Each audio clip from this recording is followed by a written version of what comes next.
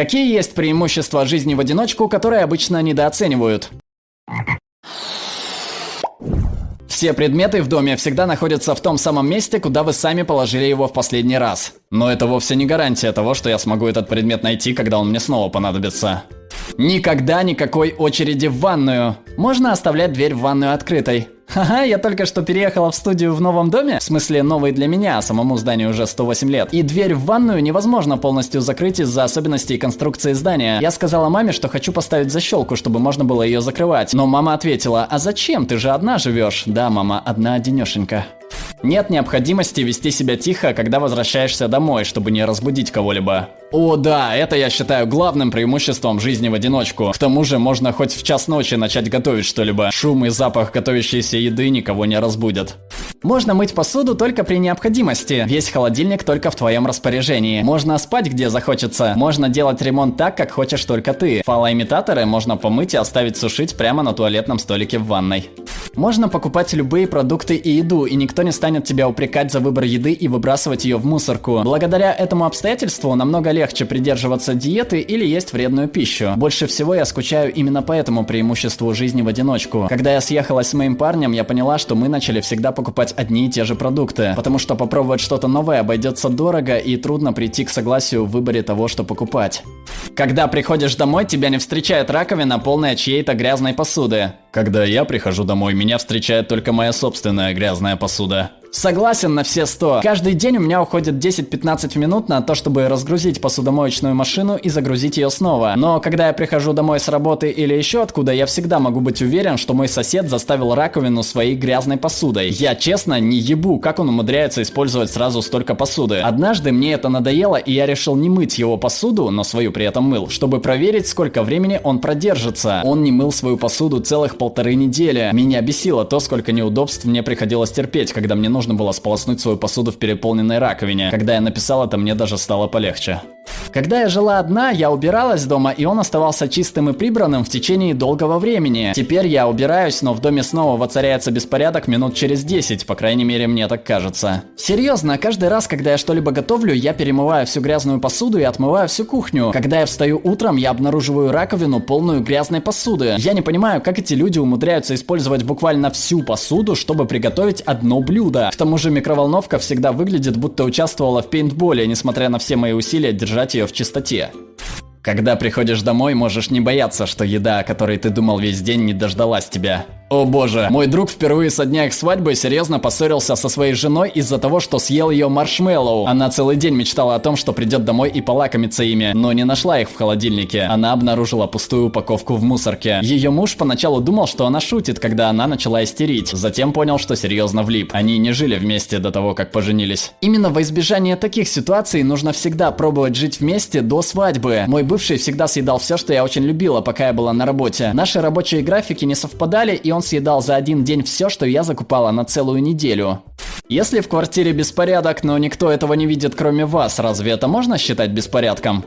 Никто никогда не осуждает ничего, что вы делаете. Делайте все так, как вам нравится, никто вас не будет учить, как нужно делать правильно. Но если вы живете с кошкой, то она будет всегда за все вас осуждать. Если вы живете с кошкой, то это не считается жизнью в одиночку. О да, мои прежние соседи постоянно высказывали свое мнение по тому или иному поводу. Ну и что с того, что я постоянно забываю помыть свою посуду и под моей кроватью гниют 3 трупа, Эллен? Зато ты съела мой чизкейк, который стоял в холодильнике. Мне приходится разговаривать с твоим скучным и некрасивым парнем и слушать ту дерьмовую музыку, которую ты любишь. И я никогда ни на что не жалуюсь. Каждая секунда в вашем распоряжении. Время не тратится впустую. Не нужно убирать за другими. Не нужно вообще ничего делать для других. Преимуществ куча, но если вы умираете, лучше не жить в одиночку. Хотя, когда я один, я ленюсь делать что-либо полезное. Я просто ложусь на кровать, которая уже вся покрылась крошками от печенек, и смотрю видео на ютубе. Полный контроль над расходованием тепла и электричества. Это преимущество часто недооценивают. Это выгодно и с точки зрения экономии, и с точки зрения вашего удобства. Верно? Поездка к родителям всегда превращается в пытку, потому что маме всегда холодно, а я не могу спать, когда в доме слишком жарко. Когда я у них, я всегда потею. Тишина. Я боюсь, что одной из самых больших трудностей для меня, когда я съедусь с моим парнем, будет то, что он вырос в семье, где любят смотреть телевизор, а у меня даже нет телевизора, и я выросла в семье, где его смотрели только по вечерам, и то не каждый вечер. Телевизор бесит меня, и меня всегда раздражает или расстраивает, когда я прихожу к кому-нибудь в гости, а они даже не выключают телевизор, чтобы можно было спокойно поговорить. Он просто продолжает орать, как фоновый звук. Весь бардак только ваш. Я не люблю убирать за другими и не люблю пилить других, чтобы убирали за собой. В моей раковине стоит только моя грязная посуда, и пусть она стоит там хоть неделю. Это очень удобно. А еще, когда громко пукаешь, то не испытываешь никакого стыда, а только гордость. И не нужно стараться удержаться от пердежа. Я живу один и хожу срать на работе. У меня уходит только 6 упаковок туалетной бумаги за целый год. Изменено. Поскольку мой комментарий вызвал кучу откровений насчет каканья, и многие дают мне советы по этому поводу, я решил, что должен пояснить. Я получаю сдельную зарплату, так что я не зарабатываю денег пока сру. Но если кто-то может делать так, то пожалуйста. Я делаю это вовсе не ради экономии. Просто так получается, что то, что я съедаю на обед в 3, просится наружу, пока я еще на работе. И, конечно же, я сру, когда у меня выходные. Вот почему у меня уходит 6 упаковок бумаги в год. Я не знаю и не хочу знать, почему вам так трудно срать перед тем, как вы пойдете домой с работы. Можно ходить голым сутки напролет. Можно ходить голышом, но я так не делаю. Не хочу садиться голой жопой на свою мебель. К тому же в белье и майке гораздо удобнее.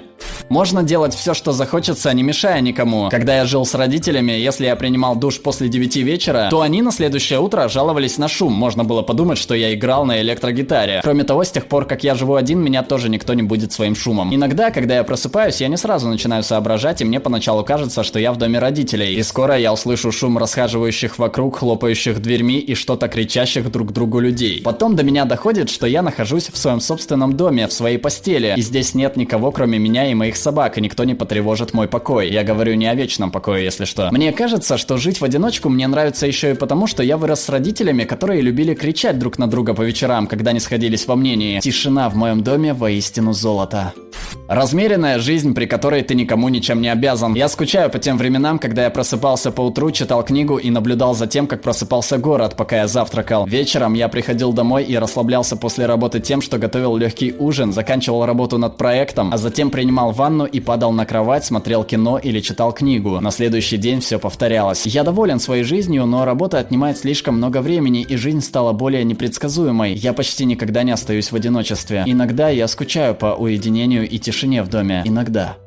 Сидеть на диете легче в 500 раз. Я знаю, это слабая отмазка, но выслушайте меня. Когда я сижу на диете, я никогда не покупаю никакой вредной еды и не ем ее, ведь у меня ее нет. А если жить с кем-то, кто закупает тонны нездоровой пищи и не против поделиться ею, с родителями, к примеру, то воздерживаться от такой еды намного сложнее. Я знаю, что этим нельзя оправдать то, что ты прерываешь диету, но лично мне гораздо легче придерживаться диеты, когда никакой нездоровой пищи нет в доме. Но когда она есть, мне тяжело избегать соблазнов. Ты на 100% права, подруга. Именно это помогло мне похудеть, когда я жила одна. Теперь у меня есть ребенок, но, к счастью, он сам еще слишком мал, чтобы покупать еду в дом, поэтому мы не едим нездоровой пищи. Хотя это не совсем верно в отношении моего мужа и пасынка. Все эти годы мы стараемся придерживаться компромисса, но в доме еще много вредных продуктов.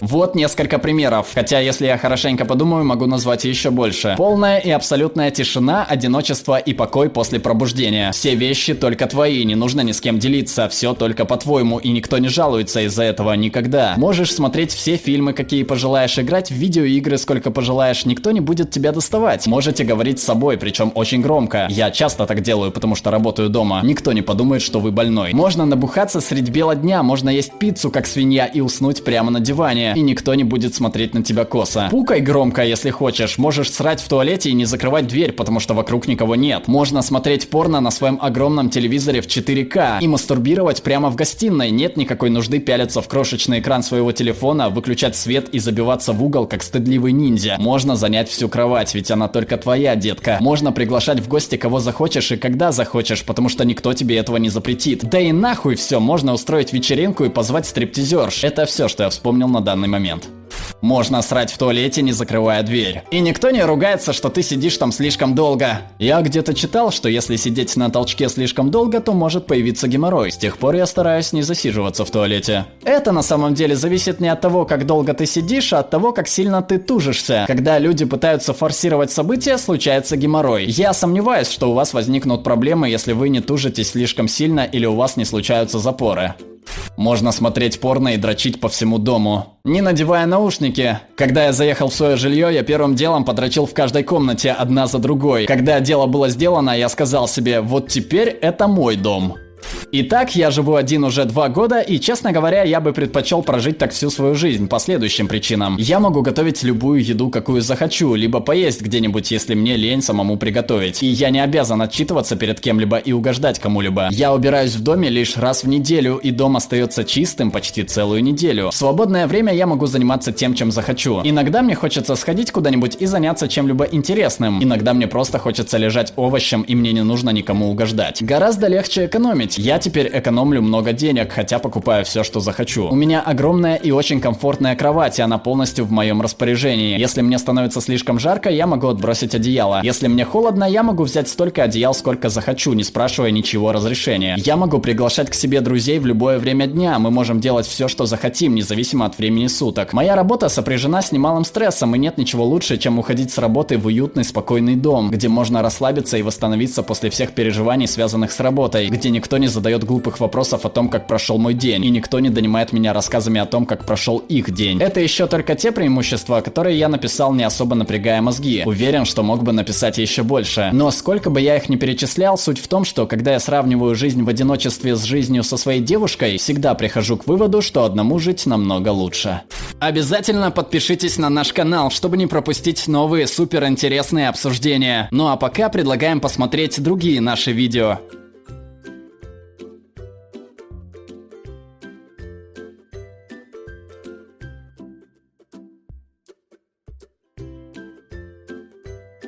All right, everyone's presentations are done. Nick, the manager, said as he tried to move the discussion forward. Excuse me, I haven't. I recently found out something. Nick interrupted me and began to speak. There's apparently someone in this department who didn't graduate high school and is just a part-timer. Meetings should be for employees only. Absolutely right. His lackey, Mike, of course, agreed with Nick. I'm leaving. After leaving the meeting room, I started to shut down my computer. I noticed that an email had arrived, not in my personal inbox, but in the company's shared email. Thinking, there's no point in speaking up, no one will listen, I went home quietly. The next day, I heard a commotion from Nick's desk. He was staring at his computer screen, his face pale. Nick? Is something wrong? Mike looked at the screen with him. And he turned even paler than Nick. Why is he so angry? Knowing the reason for Mike's distress, I thought to myself, serves them right. My name is Adam. My mother passed away when I was in the 9th grade, and I was raised by my father. Well, you could hardly call it being raised. After my mother passed, my father changed.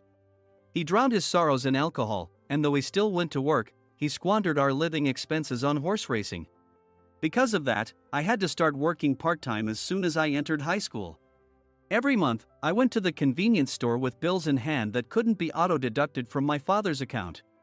Even though I endured it because I didn't want to be alone, I reached my limit in my 2nd year of high school and dropped out. I found a live-in job at a distant inn. Thank you for everything. The day I left home, my father, still staring at the TV, spoke. Take care. That was our last conversation. Back then, 18 wasn't the age of majority, so I needed my father's permission to work, and I couldn't hide my place of employment. Yet, my father never visited me even once. I kept working just to survive, and before I knew it, I was 42. Years of hard work paid off, and I was transferred to the headquarters. I was thrilled to be recognized by the company, as I thought I'd be working in the field until retirement due to my lack of formal education. Listen up. Our work can change the future of our employees. Don't drag us down. On my first day after the transfer, Nick, dressed in an expensive suit, spoke sternly. There was a reason for this. Our inn was located in a prominent tourist destination, known so well that everyone in the state could sing its commercial jingle. At its peak, we had 5 locations within the state. But that was long ago. Due to financial difficulties and aging facilities, only the place where I had worked for many years and the original establishment remained. I was prepared to lose my job anytime, but now there was a glimmer of hope. With the rise of social media, the tourist area where the inn was located started gaining attention again. depending on how hard the sales department, where I was transferred, worked. We could either thrive or be forced to give up this prime location to the new hotel chains continuously popping up. For Nick, who had switched careers from another industry to strengthen our sales, this was a battle he couldn't afford to lose. I understood why he had to be strict. I will do my best. Nick sneered at my enthusiastic declaration. Did you not hear what I said? I'm sorry. I thought I was listening carefully. Out of habit from years of customer service, I apologized reflexively, though I had no idea what had offended him. Someone was watching me with a smirk. In this department, there are those who are expected to excel and those who have been shoved here because they have nowhere else to go. You are the latter. It was Mike, the section chief. He's 7 years younger, at 35. But he was called to headquarters much earlier than I was and had been moving around within the headquarters ever since. I'm not jealous, but I can't accept that he's my boss. Graduating from a prestigious university, he has an unusually high pride and caused many problems as a newbie, making things very difficult for me when I was the front desk leader. When I found out Mike was transferred to the sales department a month before me, I was disheartened. Mike is right. With just a middle school diploma, there's not much you can do. Don't even think about achieving results. As if I didn't exist, Nick remarked, I'm thirsty. Mike eagerly ran to the coffee maker. It seems Mike is Nick's lackey. I regretted being happy about my transfer to headquarters, wishing I had stayed on site forever. Send a direct mail to every company on this list by the end of the day. Nick only assigned me tasks that even a new graduate could handle. What? There are over 1,000 companies. You want me to send to all of them by today? Yes, if you and your fellow misfits split the work, even those with nowhere else to go should finish by today. I glanced at the employees typing away expressionlessly. They were worn out from customer service, only thinking about leaving on time, or were women reassigned after having children, with zero motivation for work. Even Sam, a new graduate from the same university as Mike, who was supposed to be among the expected achievers, had no enthusiasm for the job, having joined the company wanting to do customer service. I don't care what they say, I plan to quit anytime, he said. Only Nick and Mike were highly motivated, making all the decisions between the two of them. I originally only wanted to work at the inn to survive and had no particular attachment to this job. I swallowed my words, thinking I had no right to reprimand them. About a month after the transfer, Nick told us with a frustrated look.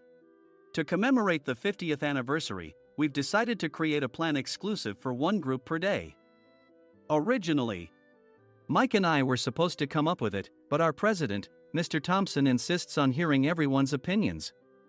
So, you all get a chance. As Nick explained, Mike began handing out prints. Make sure not to embarrass Nick. If your ideas are half-baked, you'll have to redo them. It seemed that they had printed his handwritten notes by Mr. Thompson, which included several questions and a section for free responses. It made sense why Nick had to seek our input, given that all responses had to be submitted to Mr. Thompson. We were given a week to think about it, and a meeting was scheduled to compile our ideas. My plan is to let guests enjoy both the old and modern America. Nick began the presentations.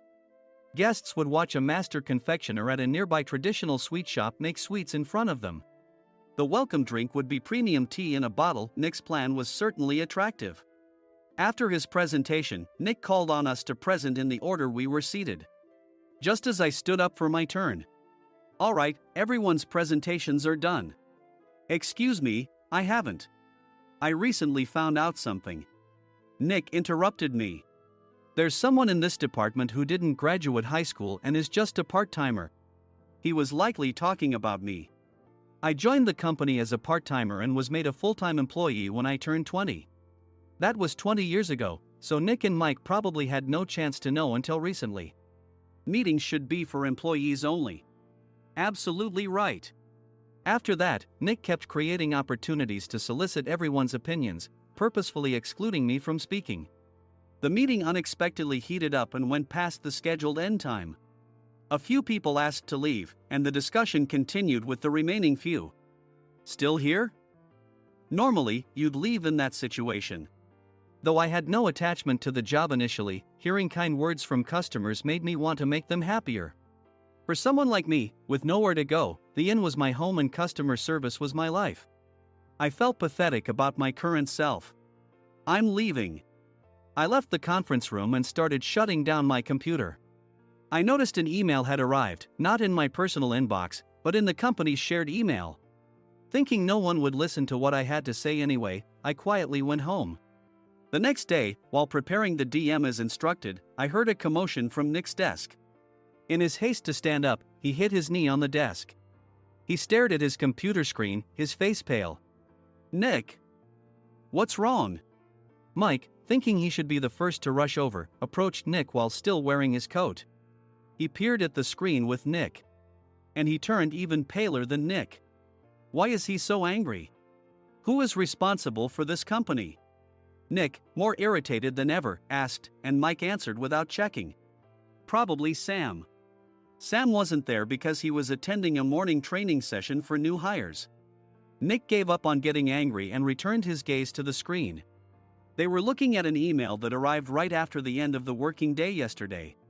Apparently, no one, including me, had checked it before leaving.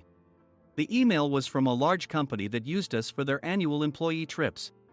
The president and executives of that company also frequently used our services personally.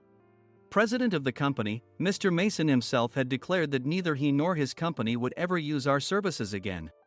Well, some companies cancel their employee trips or stop using our services due to financial struggles. Let's just move on. Mike kept wiping the sweat from his forehead with a handkerchief.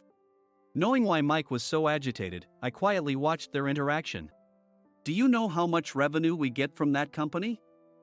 We can find other guests to fill the rooms, but we'll lose the banquet costs, gift shop revenue, rental car fees, and more. Moreover, the gifts were supposed to be prepared by the traditional confectionery shop involved in Nick's proposed plan. If it's known that we incurred such a huge loss at this critical time, Nick's position in the company would be jeopardized. Nick took a deep breath, seemingly trying to calm himself. All right, Mike. Go to New York right now and apologize to Mr. Mason. What? You're coming with me, right? I have urgent work to do. I trust you, which is why I'm entrusting this to you. Please. Mike, believing Nick's sincerity, agreed with a determined look on his face, saying, yes. That's Nick for you. Even if Mike went to apologize, Nick would shift all the blame onto him if the client didn't change their mind. Well, it was Mike's fault to begin with, so it served him right. About 3 hours later, Sam answered a call from somewhere and repeatedly apologized, saying, I'm very sorry. Everyone watched to see what was happening. After ending the call, he informed Nick with a weary tone. When Mike arrived at the client's company, he only made things worse, further infuriating Mr. Mason. He was demanding, get his boss here immediately. It was no wonder Sam was exhausted, dealing with such a call right after returning from training. What is that idiot doing? All right, Adam, you're coming with me. If sacrificing Mike didn't work, then I must be next. Normally, I'd want to refuse at all costs, but I saw an opportunity in this situation. If I can be of assistance, I'd be happy to join you. I immediately followed Nick, and we flew to New York. When we introduced ourselves at the reception, it became clear how serious the situation was.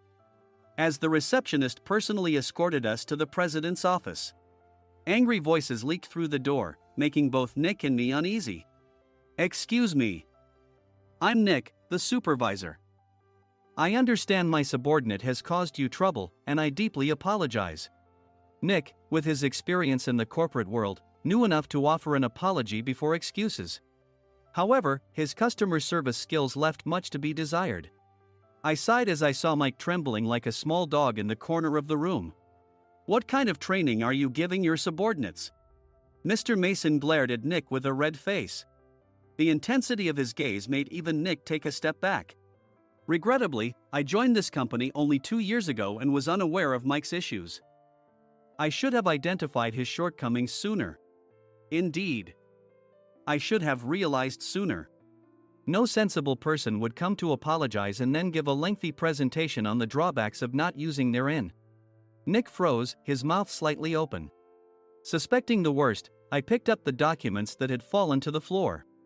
It seemed Mike hastily prepared these documents on the plane, listing the disadvantages.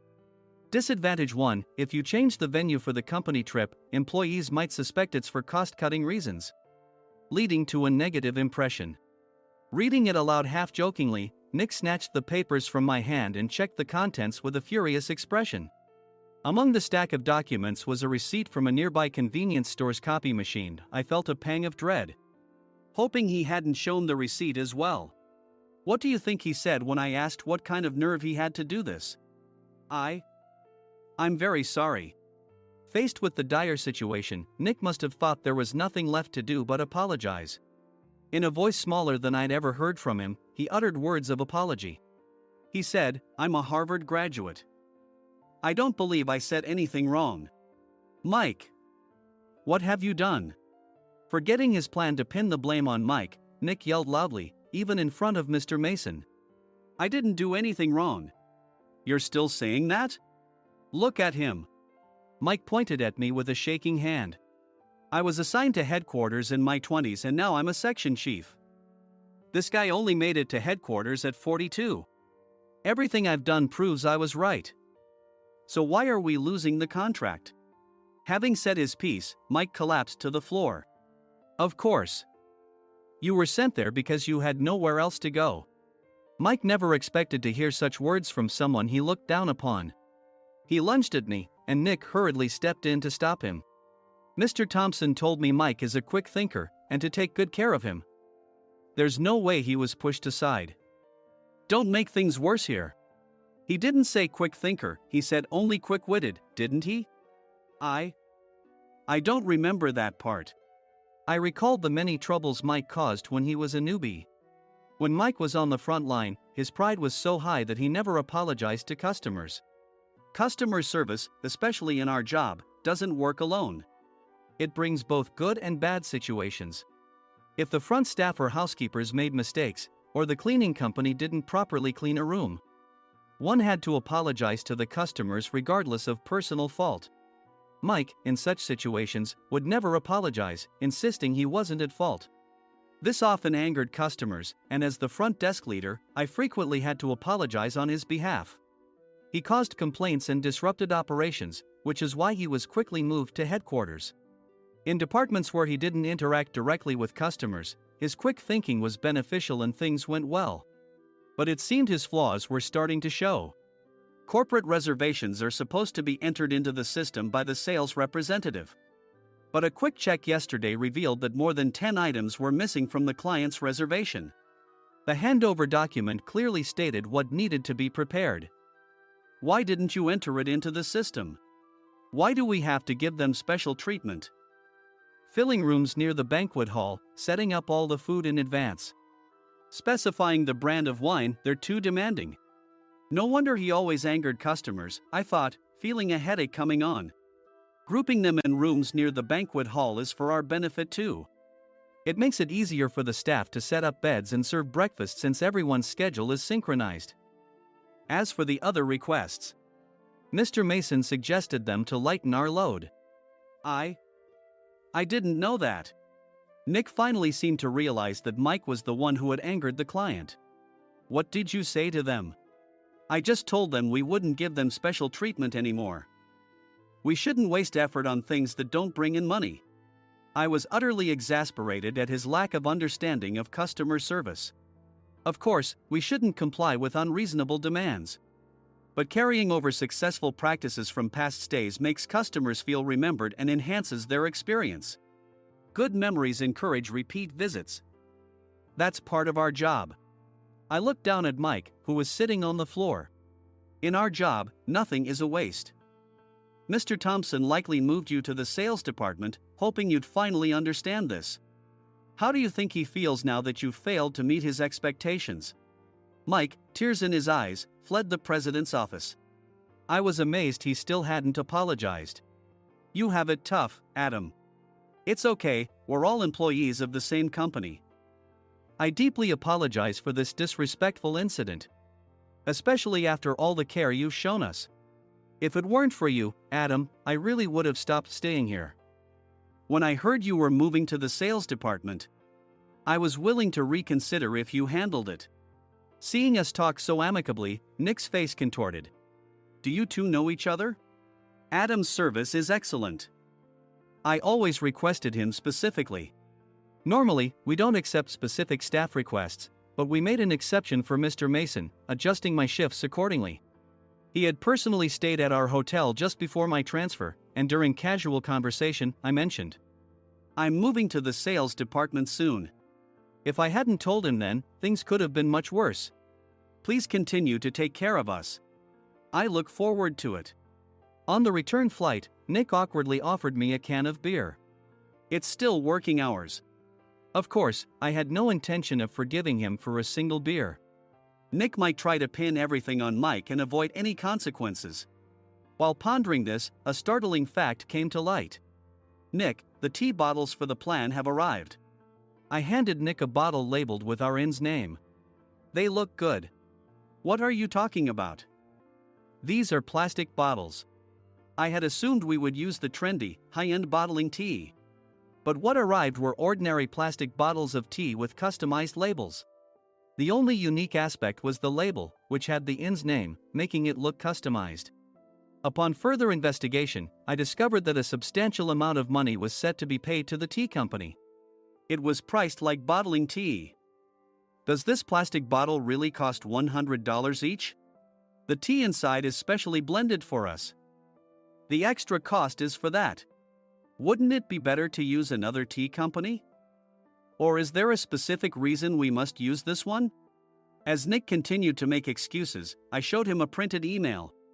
I informed the tea company's president, Mr. Mitchell, that we discovered irregular payments and he confessed. He said you two were high school classmates and planned to split the extra money. That idiot. Why did he confess? That's not important. You should worry about yourself, this could turn into a police matter. Opening the bottle cap, I suggested. How about calming down with this tea? It supposedly has a relaxing effect. Nick drank the tea frantically. In the following days, decisions were made about their fates. Mike was reassigned to the General Affairs Department, with no chance of transfer or promotion, as per Mr. Thompson's orders. As for Nick, since the payment to the tea company hadn't yet been made, he narrowly avoided legal trouble. Instead, he was encouraged to leave the company, and to avoid further complications, Nick submitted his resignation. Rumor has it that connections between HR departments have made it difficult for him to find new employment. Even though it was good to have those two gone, something unexpected happened in the sales department. Everyone became motivated and united in refining the 50th anniversary plan. In the end, my plan was adopted. We collaborated with the Tourist Information Center to provide personalized guides. The plan, tailored to the number of guests, was truly special for the 50th anniversary. Hey, is Adam's family coming to stay? I immediately booked that special plan for my family. Sam noticed it on the reservation list and quickly picked up on it. Yes, I'm inviting my father. That's great. I might invite my parents too. I lacked the courage to face my father just as Adam. But here, with the confidence Mr. Mason praised, I felt ready. The 50th anniversary plan was a perfect opportunity to reconnect with my father. I hoped to bring back the days when we could laugh together as we once did.